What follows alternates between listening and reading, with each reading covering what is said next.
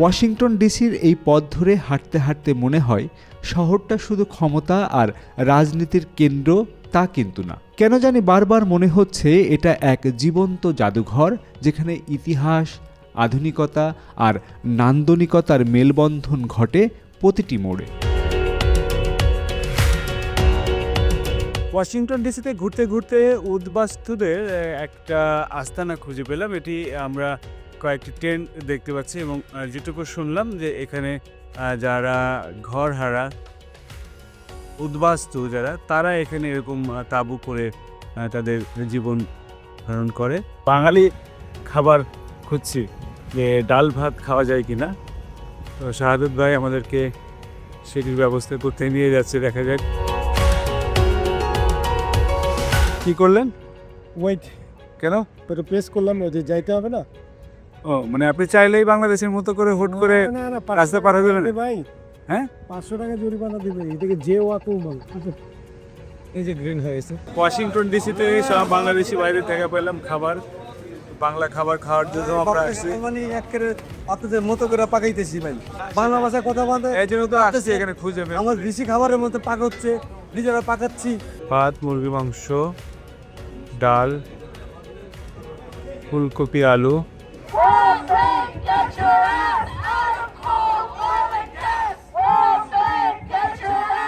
দৃশ্যটা দেখে অনিচ্ছা সত্ত্বেও বাংলাদেশের কথা মনে পড়ে গেল। আমাদের দেশে যেখানে বিক্ষোভ মানেই উত্তেজনা, স্লোগান আর ধাক্কাধাক্কি, সেখানে এখানকার প্রতিবাদ যেন এক ধরনের সুশৃঙ্খলার মধ্যেও শক্ত প্রতিবাদ। পুরোনো একটা বিল্ডিং দেখা যাচ্ছে না, ওটা ওয়াশিংটন ইউনিভার্সিটি। আর এটা হচ্ছে আপনার রোজলিন, আর্লিংটন সিটি। ওটা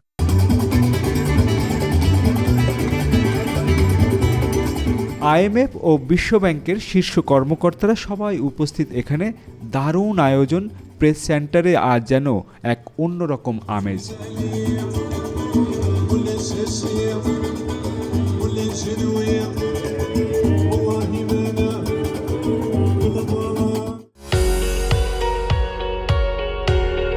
ওয়াশিংটনের পথ ধরে হাঁটতে হাঁটতেই মনে হলো এই শহরটিকে ঘিরে আছে অসংখ্য গল্প। চলুন এবার আমরা জানি কিভাবে গড়ে উঠল এই ঐতিহাসিক শহরটি, যেটি আজ আমেরিকার রাজধানী।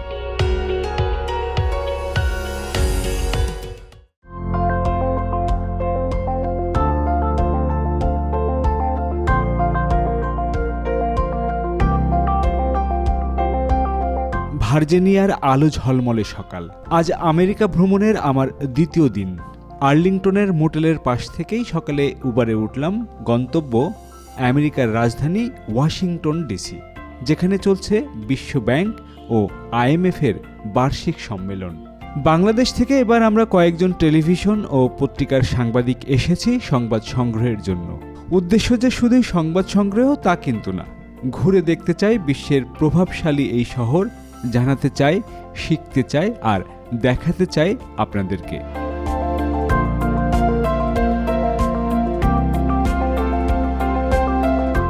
মাত্র 30 মিনিটের পথ। সকালের নরম রোদে ঝলমল করা রাস্তায় গাড়ি ছুটে চলেছে ডিসির পথে। এই পোটোমেক রিভারের ব্যাংকেই তো হচ্ছে আপনার, ওইটা হচ্ছে ওয়াশিংটন ইউনিভার্সিটি। ওই যে পুরোনো একটা বিল্ডিং দেখা যাচ্ছে না, ওটা ওয়াশিংটন ইউনিভার্সিটি। আর এটা হচ্ছে আপনার রোজলিন, আর্লিংটন সিটি। ওটা আর্লিংটনের রোজলিন ওটা। আর আর্লিংটনের এটা হচ্ছে ক্রিস্টাল সিটি, যেটা থেকে আমরা আসবো। আর ওইটা হচ্ছে ঢাকে গেছে এখন ইয়েটা, পার্লামেন্ট ভবনটার মাথাটা দেখাচ্ছে অন্ধকারে ঢেকে গেছে। আগে এই বিল্ডিং গুলো একটাও ছিল, ওগুলো জবরদখল হলো।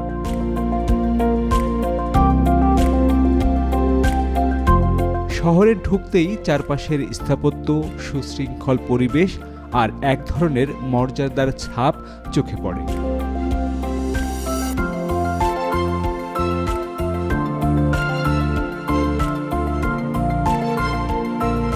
এটা হচ্ছে আপনার টাকশাল, এখানে টাকা প্রিন্ট করে, এখানে টাকা চাপাই কিন করে আসবে তারা করে করবে। আর এটা হচ্ছে ইহুদিদের হলোকাস্ট মিউজিয়াম। এটা হচ্ছে পার্লামেন্ট, কিছু সিনেট ভবন এটা না, সিনেট, ওটাই তো সিনেট ভবন। সিনেট ভবনটা, হ্যাঁ। ওই যে বাইরেন ভাই থেকে এখনো কই না, বাইরেন ভাই থেকে ওয়ারাও বলে কেন ওয়াই। ওই যে সিনেট ভবন দেখেন, ওই যে সিনেট ভবন। সিনেট ভবন, ওয়াশিংটন মনুমেন্ট, আর এর সোজা আর এই লালটা কি লালটা এই যে লাল লালটা ওটা একটা মিউজিয়াম। মিউজিয়াম আছে। সকাল 9টার আগেই পৌঁছে গেলাম বিশ্ব ব্যাংকের সদর দপ্তরে। হ্যালো ভিউয়ার্স, কেমন আছেন সবাই? আমি জুলহাস কবির আর চলে এসেছি ওয়াশিংটন ডিসিতে এবং ওয়াশিংটন ডিসির বিভিন্ন পয়েন্টে ঘুরছি এবং আপনাদেরকে সঙ্গে রেখেই সেই ঘোরাটা দেখাতে চাই যে ওয়াশিংটন ডিসিতে আসলে কি কি আছে। এখন যে জায়গাটিতে আছে সেটি হলো ওয়ার্ল্ড ব্যাংকের যে প্রধান কার্যালয়, সেখানে ওয়ার্ল্ড ব্যাংকের প্রধান কার্যালয় এটি এবং আশেপাশে বেশ কয়েকটি ভবন, ওয়ার্ল্ড ব্যাংক, IMF সহ বেশ কয়েকটি প্রতিষ্ঠানের মূলত এই জায়গাটি তাদের হেডকোয়ার্টার। আমরা ওয়ার্ল্ড ব্যাংকের এই প্রোগ্রাম কভার করছি এবং কভার করতে করতে আশপাশের বিভিন্ন পয়েন্ট ঘুরছি এবং আপনাদেরকেও দেখানোর চেষ্টা করছি। আশা রাখি ওয়াশিংটন ডিসির এই পর্বটি আপনাদের ভালো লাগবে। তো বন্ধুরা, দেখতে থাকুন আমার ওয়াশিংটন ডিসির এই পর্ব।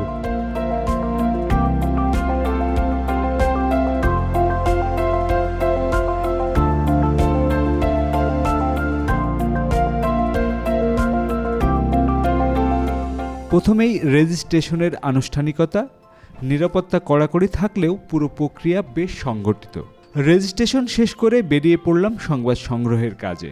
ওয়ার্ল্ড ব্যাংক IMF এর যে অনুষ্ঠানটি, অর্থাৎ অ্যানুয়াল মিটিং যেটি অনুষ্ঠিত হতে যাচ্ছে, সেই অনুষ্ঠানের শুরুতে একটি রেজিস্ট্রেশন পর্ব ছিল। সেই রেজিস্ট্রেশন পর্বটি আমরা শেষ করলাম। বিশেষ করে আমার কলিগ সহ সারা বিশ্ব থেকে আসা প্রেস সহ এই ওয়ার্ল্ড ব্যাংক IMF এর যারা স্টেক হোল্ডার তারা সবাই এখানে এসেছেন এবং রেজিস্ট্রেশন করছে। এই মুহূর্তে ওয়ার্ল্ড ব্যাংকের যে ভবনটি, সেই ভবনটির পাশেই অবস্থান করছি এবং কিছুক্ষণ পরে আমি ঢুকে যাব।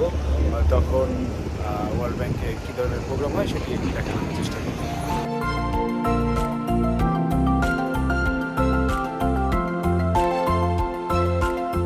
রেজিস্ট্রেশন শেষ করে এখন ওয়ার্ল্ড ব্যাংকের যে প্রধান ভবনটি, সেই ভবনে যাচ্ছি এবং এখানেই বাংলাদেশের যে অংশটি, বাংলাদেশের যে পার্টটি অনুষ্ঠিত হবে সেটি এই ভবনেই হওয়ার কথা। আমরা সেখানে যাব।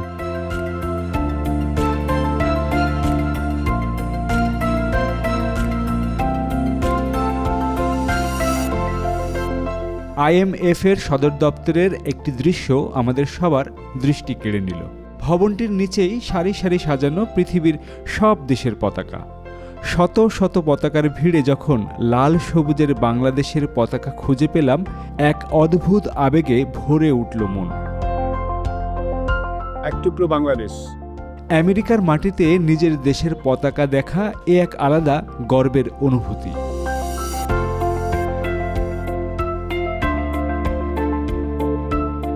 অর্থনৈতিক সংকটে পড়তে যাচ্ছে বিশ্ব, এমন সংকট কথা জানিয়ে শেষ হলো ওয়াশিংটন ডিসিতে হওয়া IMF এবং বিশ্ব ব্যাংকের বার্ষিক সভা। আর সেই সভা থেকে পরামর্শ এসেছে এই সংকট মোকাবেলায় মোডল দেশগুলোর সঙ্গে উন্নয়নশীল দেশগুলো এক হয়ে কাজ করতে হবে। আজকের এই পর্বে আমি আপনাদের ঘুরিয়ে দেখাতে চাই ওয়াশিংটন ডিসির কয়েকটি উল্লেখযোগ্য স্থান, তুলে ধরতে চাই প্রভাবশালী এই শহরের কিছু গল্প। তবে তার আগে ঢুকে পড়ব বিশ্ব ব্যাংকের ভেতরে, যেখানে চলছে নানা দেশ ও সংস্থার প্রতিনিধিদের ব্যস্ত আনাগোনা।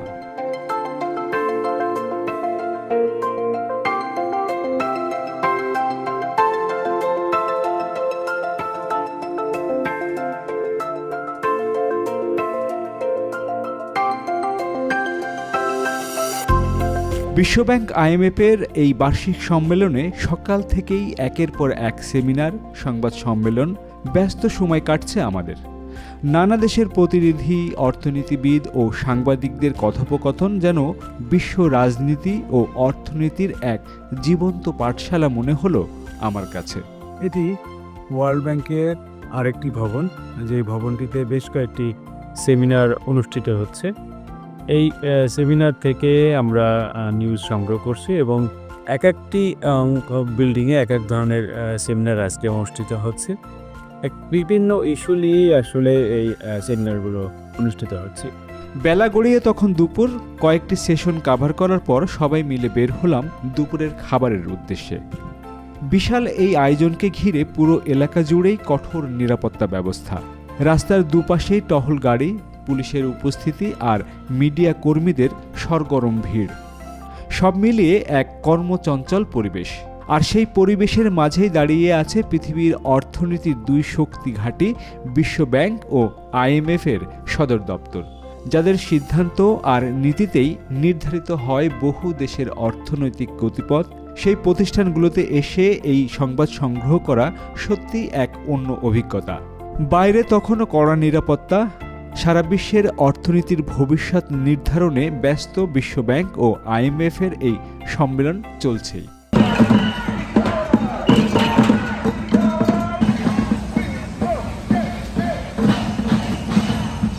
ভেতরে সিদ্ধান্তের টেবিলে অর্থনীতির হিসাব নিকাশ, আর বাইরে এক ভিন্ন দৃশ্য। একদল বিক্ষোভকারী শান্তভাবে তাদের দাবির কথা তুলে ধরছে বিশ্ব মিডিয়ার সামনে।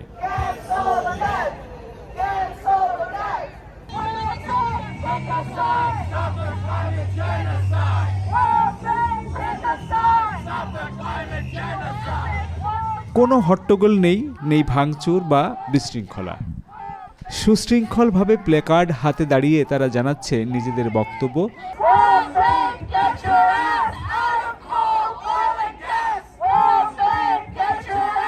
দৃশ্যটা দেখে অনিচ্ছা সত্ত্বেও বাংলাদেশের কথা মনে পড়ে গেল। আমাদের দেশে যেখানে বিক্ষোভ মানেই উত্তেজনা, স্লোগান আর ধাক্কাধাক্কি, সেখানে এখানকার প্রতিবাদ যেন এক ধরনের সুশৃঙ্খলার মধ্যেও শক্ত প্রতিবাদ। এই পার্থক্যটা চোখে পড়ার মতো। ভাবতে ভালো লাগে প্রতিবাদের ভাষাও কত রকম হতে পারে। দিনের অর্ধেক শেষ, কিন্তু আমাদের গল্পের এখনো অনেকটা বাকি। চলুন এবার একটু আশপাশটা ঘুরিয়ে দেখাই।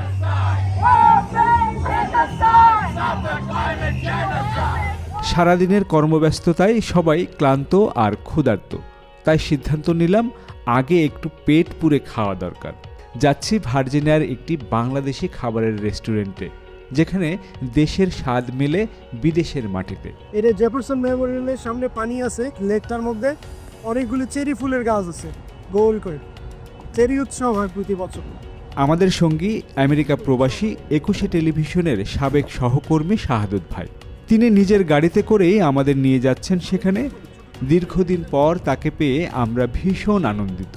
ভীষণ আপন মনেই তিনি সময় দিচ্ছেন, গল্প করছেন আর পরিচিত করিয়ে দিচ্ছেন এই অপরিচিত শহরের নানা রূপের সঙ্গে।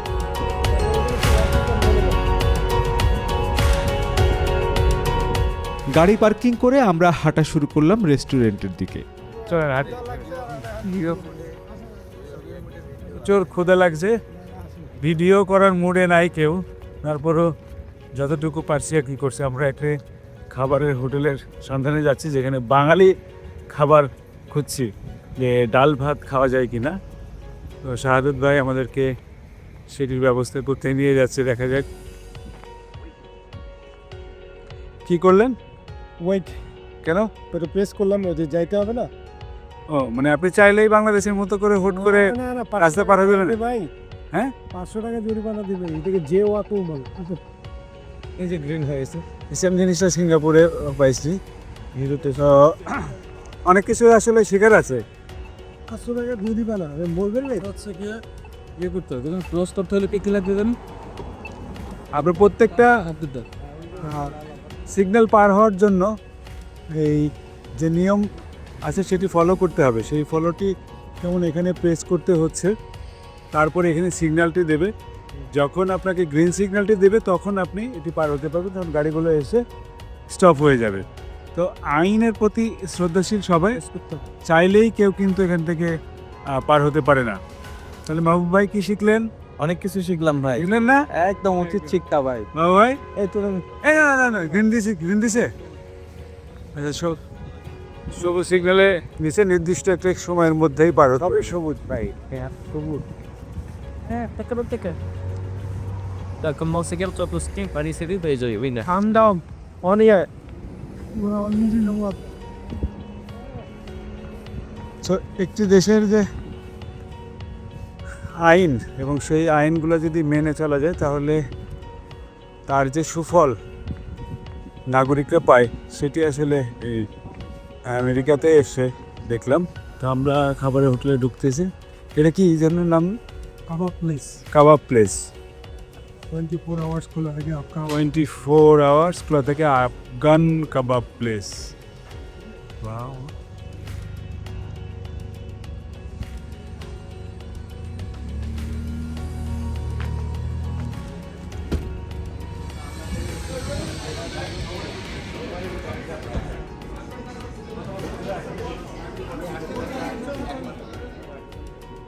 ও ভাই কি বাংলাদেশ শুরু করে দিল?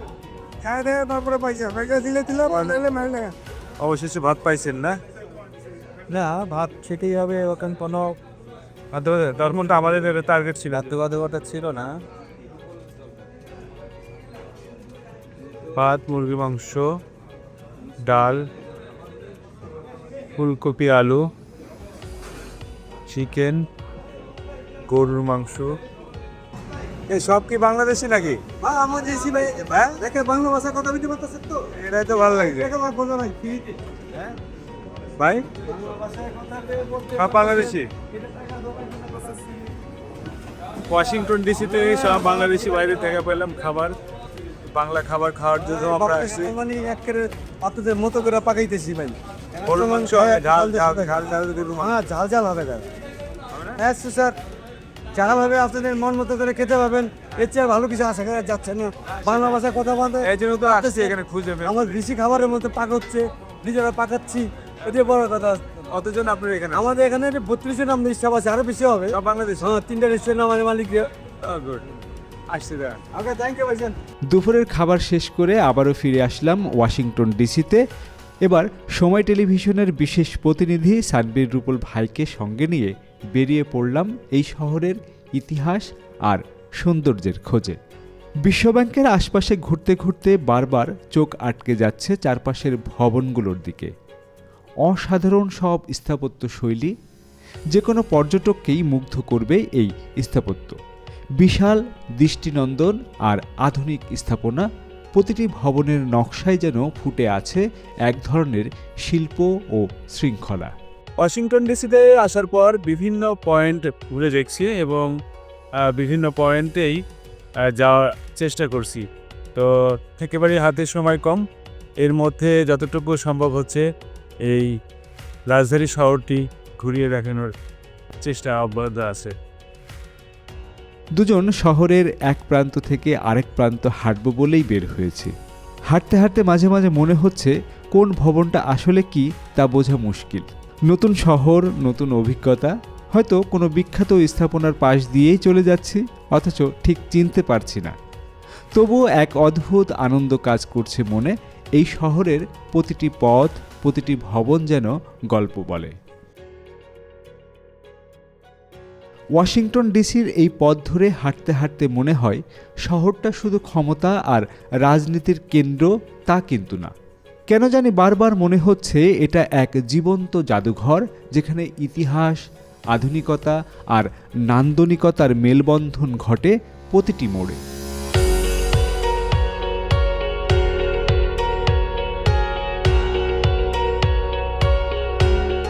ওয়াশিংটনের পথ ধরে হাঁটতে হাঁটতেই মনে হলো এই শহরটিকে ঘিরে আছে অসংখ্য গল্প।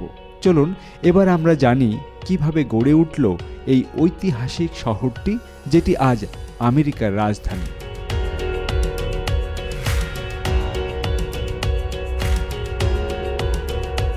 1790 সালের কথা। রেসিডেন্স অ্যাক্ট নামে একটি আইনের মাধ্যমে নতুন রাজধানী স্থাপনের সিদ্ধান্ত নিল আমেরিকা। সেই সময়ের প্রেসিডেন্ট জর্জ ওয়াশিংটন নিরপেক্ষ একটি জায়গা বেছে নেন নতুন রাজধানী ও আধুনিক শহর গড়ে তোলার জন্য। মেরিল্যান্ড ও ভার্জিনিয়ার অঙ্গরাজ্যের মাঝামাঝি প্যাটোম্যাক নদীর তীরে একটি জায়গা পছন্দ করেন তিনি। নতুন এই শহরটির নাম রাখা হয় ওয়াশিংটন। দেশের প্রথম প্রেসিডেন্টের সম্মানে নাম দেয়া হয় ওয়াশিংটন, আর ডিস্ট্রিক্ট অব কলম্বিয়া যুক্ত করা হয় আইনগত অঞ্চল হিসাবে। সেই থেকেই জন্ম নেয় আজকের এই ওয়াশিংটন ডিসি, যেখানে আমরা হেঁটে চলেছি এখন আর খুঁজে বেড়াচ্ছি এই শহরের ইতিহাস।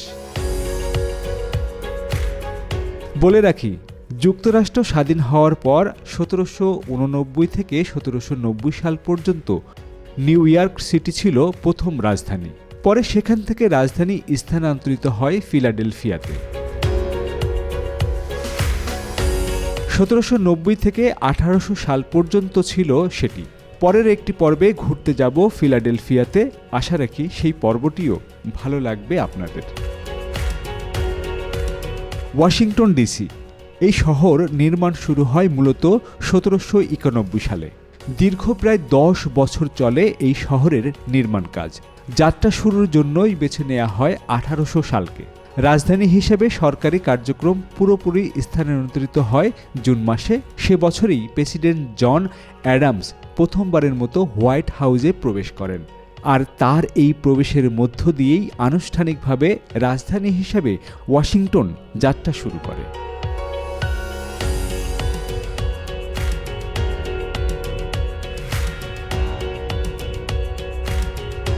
হাঁটতে হাঁটতে আরেকটি তথ্য জানিয়ে রাখি, এই শহরটির নকশা করেন ফরাসি স্থপতি পিয়েরে চার্লস লএনফা, যিনি শহরটিকে পরিকল্পিতভাবে তৈরি করেন প্রশস্ত রাস্তা, বাগান, জাদুঘর ও সরকারি ভবনকে কেন্দ্র করে। এখানেই রয়েছে বিশ্বের সবচেয়ে প্রভাবশালী কিছু স্থাপনা। তাদের মধ্যে অন্যতম যে স্থাপনাটি সেটি হলো হোয়াইট হাউস, যেখানে মার্কিন প্রেসিডেন্টের বসবাস, ক্যাপিটাল বিল্ডিং, যেখানে আমেরিকার কংগ্রেস বসে, রয়েছে অসংখ্য মিউজিয়াম কমপ্লেক্স, বিশ্বের সবচেয়ে বড় জাদুঘর নেটওয়ার্ক যেটি সেটিও এই শহরে, রয়েছে Lincoln Memorial, Washington monument, Jefferson Memorial, যা আমেরিকার ইতিহাসের সাক্ষ্য বহন করে। ইতিহাসের এই সব বিখ্যাত জায়গাগুলো এবারের আমেরিকা ভ্রমণ সিরিজের পরের পর্বগুলোতে দেখাতে চাই। বিশ্বব্যাংকের আশপাশে ঘুরতে ঘুরতেই অনেক কিছুই দেখা হলো। সত্যি ভীষণ মুগ্ধ হচ্ছি যতই সামনে যাচ্ছি। যেতে পথে চলুন এবার বিশ্বের সেরা অর্থনীতির দেশের একটি ভিন্ন চিত্র দেখায়। হাঁটতে হাঁটতে যখন একটি পার্কের মতো জায়গাতে আমি আর রূপল ভাই পৌঁছে গেলাম, তখন চোখ আটকে গেল এই দৃশ্য দেখে। বেশ কিছু তাঁবু এভাবে পার্কের মধ্যে বিছানো রয়েছে। প্রথমে ভেবেছিলাম এটি মনে হয় পর্যটকরা থাকার জন্য করেছে। পরে খোঁজ নিয়ে জানতে পারলাম এখানে এই শহরের কিছু উদ্বাস্তু মানুষের বসবাস। ওয়াশিংটন ডিসিতে ঘুরতে ঘুরতে উদ্বাস্তুদের একটা আস্তানা খুঁজে পেলাম। এটি আমরা কয়েকটি টেন্ট দেখতে পাচ্ছি এবং যেটুকু শুনলাম যে এখানে যারা ঘর হারা উদ্বাস্তু যারা, তারা এখানে এরকম তাঁবু করে তাদের জীবন ধারণ করে। তো উদ্বাস্তু যে এই বিশ্বের সবচেয়ে বড় দেশ, প্রভাবশালী দেশ, ধনী দেশ, সেখানে উদ্বাস্তুদের আসলে অবস্থান আছে। এখানে বসেই কিছুটা সময় ধরে অনেক কিছুই মাথায় চিন্তা আসলো। এত উচ্চ অর্থনীতির দেশেও কেন এমন বাস্তুহারাদের বসবাস, সেটা না কোনোভাবেই মিলাতে পারছিলাম না। যাই হোক, আবারও ফিরে যেতে হবে বিশ্ব ব্যাংকের অফিসে। বিকেলের সেশনটি কভার করতে হবে, দেশে নিউজ পাঠাতে হবে, ফুটেজ পাঠাতে হবে, অনেক কাজ বাকি। তাই আমরা দুজন আবারও রওনা দিলাম গুগল ম্যাপ ধরেই। যেতে পথে সত্যিই এমন বাহারি রঙের গাছগুলো বারবার আটকে দিচ্ছে। ইচ্ছে থাকলেও যথেষ্ট ফুটেজ নিতে পারছি না সময়ের অভাবে। বিশ্বব্যাংকের সামনে এসেই আজকের নিউজের ফুটেজ নিতে ব্যস্ত হয়ে গেলাম সবাই। কয়েকটি পিটিসি দিয়ে একটি ফাইনাল করলাম। সারা বিশ্বেই জেগে বসেছে বিশ্বমন্দা, আর সেই বিশ্বমন্দার আগামী 2 বছরেও কাটছে না, এমনই পূর্বাভাস এসেছে IMF এবং বিশ্বব্যাংকের বার্ষিক সভা থেকে। জুলহাস কবির, ওয়াশিংটন ডিসি, যুক্তরাষ্ট্র।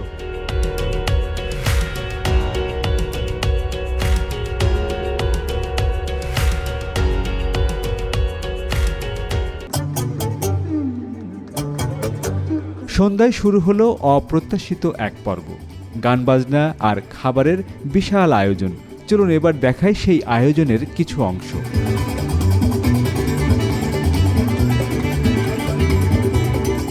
IMF ও বিশ্বব্যাংকের শীর্ষ কর্মকর্তারা সবাই উপস্থিত এখানে।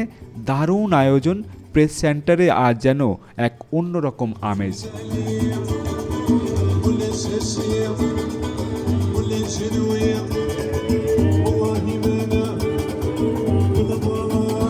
বিভিন্ন দেশের রং বেরঙের খাবার এখানে সাজিয়ে রাখা হয়েছে।